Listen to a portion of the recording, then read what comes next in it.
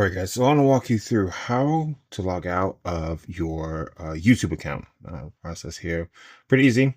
Obviously, we need to have our YouTube open and close this. What you're going to do is at the very bottom, you'll see a picture of your profile picture, and it says you. You're going to click here.